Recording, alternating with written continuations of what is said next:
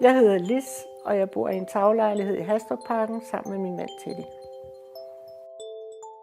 Min lejlighed den er meget lys, og den er stor. Den er på 106 kvadratmeter. Der er meget højt til loftet. Der er 3,5 meter til loftet i stuen. Der er en meget stor altan. Jeg kunne ikke leve uden altan, for en altan det er ligesom, at man er ude i naturen. Det er ligesom at have en have, fordi at man kan gå ud.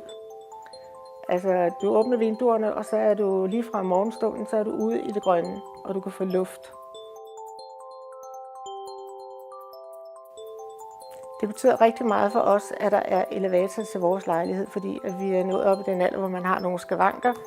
Og min mand han har kunstige hofter, jeg har slidgigt, og vi vil aldrig gå bo i en lejlighed, hvor der kun var trapper.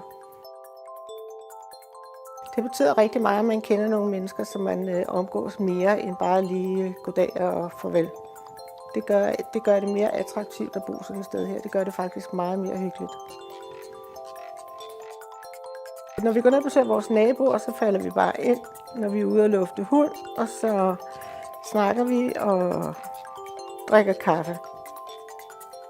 Mig og Annette er dernede, vi drikker spandvis af kaffe, og mændene de drikker øl. Jeg hedder Lis, og jeg bor på 3. sal i Hastrupparken i en taglejlighed.